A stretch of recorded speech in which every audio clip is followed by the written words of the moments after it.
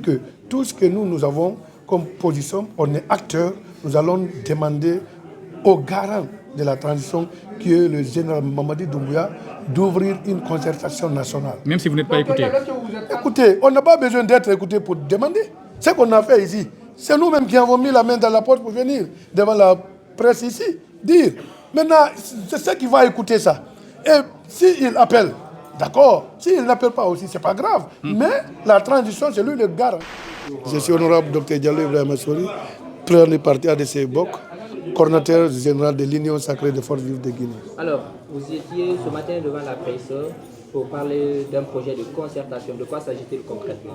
Il s'agit d'une demande adressée au CNRD, l'ouverture d'une concertation nationale sur la relecture ou la réqualification du contenu de la transition, vu que l'accord dynamique entre la CEDEAO et le gouvernement guinéen peine à se qualifier. C'est la raison qui nous a poussé de demander l'ouverture d'une concertation nationale.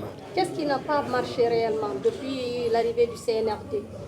Bon, il faut rappeler que le CNRD a donné sa feuille de route et a mis en place des institutions.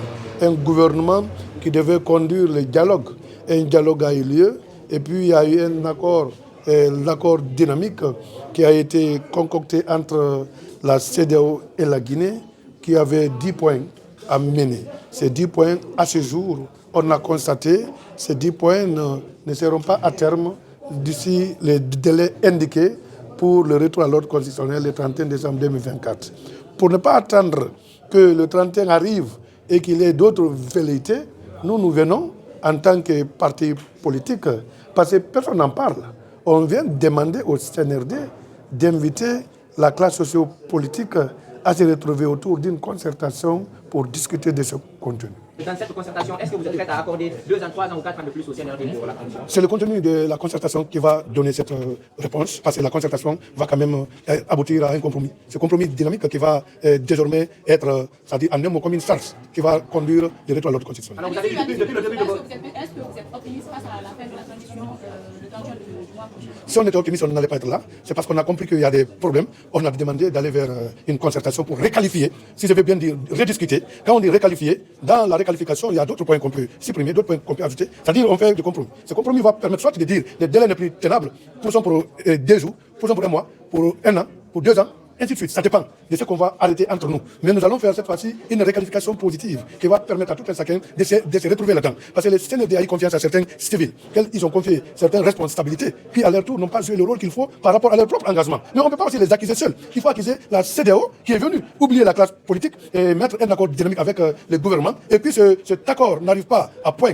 alors qu'il ne disent rien. Et nous, en tant qu'acteurs engagés, nous devons dire attention, il ne faut pas forcément accuser le gouvernement, il ne faut pas accuser la CEDEAO, accusons les deux entités et demandons au président, le général Mamadi Doumbouya, qui est le garant de cette nation aujourd'hui, d'ouvrir une concertation afin qu'on vienne discuter pour réqualifier le contenu de la transition. Alors, le CNRD refuse d'aller en conciliation avec vous. Est-ce qu'aujourd'hui, demander encore une concertation avec une personne qui n'a même pas envie de vous parler, est-ce que ça va aboutir? L'histoire va quand même retenir qu'on a demandé.